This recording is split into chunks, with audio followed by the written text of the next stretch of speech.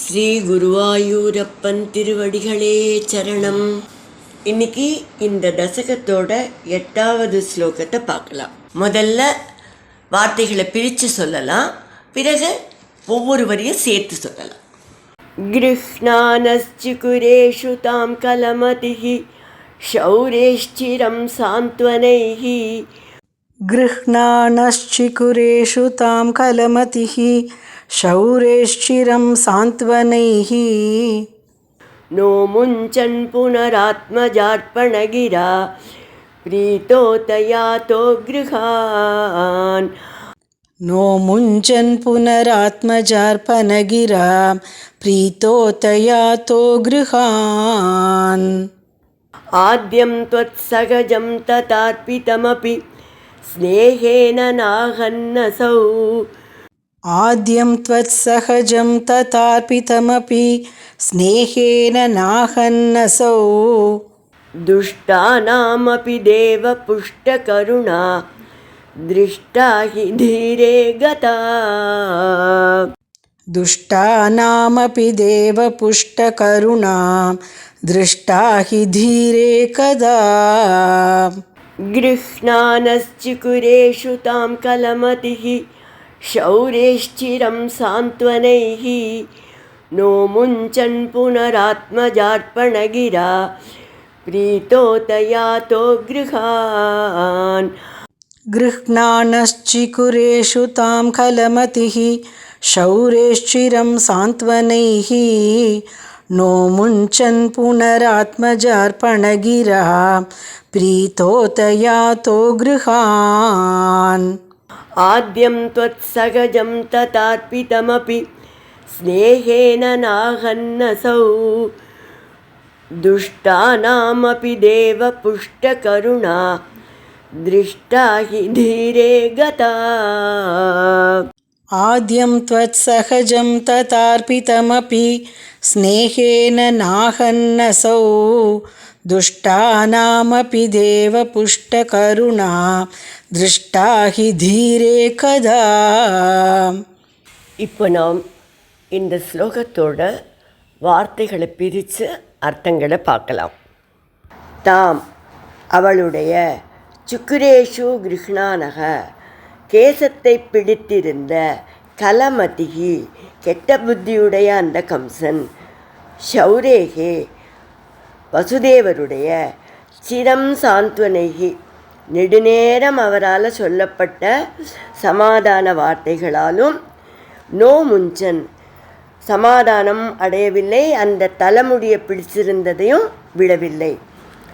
அதப்புனக பிறகு மீண்டும் ஆத்மஜ அர்ப்பணகிரா தங்களுடைய குழந்தைகளை அவனிடம் கொடுத்து விடுவதாக அவர் வாக்களித்ததால் பிரீத்தக திருப்தி அடைந்தவனாக கிருஹான் யாத்தக தன் மாளிகைக்கு சென்றான். ததா அர்ப்பிதம் வாக்கின்படியே கொண்டு வந்து கொடுக்கப்பட்ட த்வத் ஆத்யம் சகஜமபி உங்களுடைய முதல் சகோதரனை கூட அசௌ அந்த கம்சன் ஸ்நேகேன ந அகன் அன்பின் காரணமாக கொல்லாது விட்டான். தேவ ஓ தேவா துஷ்டானாமபி கொடியவர்களிடம் கூட ஏகதா எப்போதாவது ஒரு சமயத்தில் புஷ்ட கருணாதீகி கருணை நிறைந்த மனம் திருஷ்டாகி காணப்படுகிறது. இப்போ இந்த ஸ்லோகத்தை முழுவதுமாக பாராயணம் பண்ணி இதோட முழு அர்த்தத்தையும் பார்க்கலாம். கிருஷ்ணானஸ்சிகுரேஷு தாம் கலமதிஹி ஷௌரேஷ்சிரம் சாந்த்வனைஹி. நோ முஞ்சன் புனராத்மஜார்ப்பணகிரா பிரீதோ தயாதோ கிருஹான். ஆத்யம் த்வத் சகஜம் ததார்ப்பிதமபி ஸ்நேஹேன நாஹன்னசௌ. துஷ்டானாமபி தேவ புஷ்டகருணா திருஷ்டா ஹி தீரே கதா. அந்த கம்சன் அவனை இந்த இடத்துல பட்டதிரிகள் என்ன சொல்கிறார் தெரியுமா? தீய அறிவினை உடைய கலமதிகி, அவனுக்கு அறிவுங்கிறதே தீய அறிவாக தான் இருக்குது. அப்படிப்பட்ட அந்த கம்சன் வந்து என்ன பண்ணுறான், தேவகியோட கேசத்தை பிடிச்சிக்கிறான். ஒரு கையில் வாள், இன்னொரு கையால் அவளோட கேசம். வசுதேவன் தவிச்சு போகிறார். அவன்கிட்ட ரொம்ப கெஞ்சி ரொம்ப நல்ல வார்த்தை சொல்லி அவனோட மனசை, கோவத்தை மெதுவாக சமாதானப்படுத்த பார்க்குறார். அப்படியும் அவன் நீண்ட நேரம் அவளோட கேசத்தை விடவே இல்லையாம். அப்போ வந்து வசுதேவர் அவன்கிட்ட என்ன சொல்கிறாருன்னா, இங்கே பாரு கம்சா, மரணங்கிறது எல்லாருக்கும் வந்து தான் தீரும்.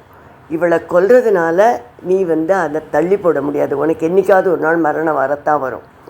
இப்போ இவளுக்கு பிறக்கிற குழந்தைகள் தானே, அதுலேயும் 8வது குழந்தை தானே உன்னோட மரணத்துக்கு காரணமாகும்னு அந்த அசரீரி சொல்லிட்டு, அப்போ இவளை எதுக்காக கொல்லணும்? நான் ஒன்று சொல்கிறேன், இங்கே பாரு, எங்களுக்கு பிறக்கிற எல்லா குழந்தையும் உங்ககிட்ட கொண்டு வந்து கொடுத்துட்றேன். அந்த குழந்தைய நீ என்ன வேணால் பண்ணலாம், நான் உன்னை என்ன பண்ணுறேன்னு கேட்க மாட்டேன்.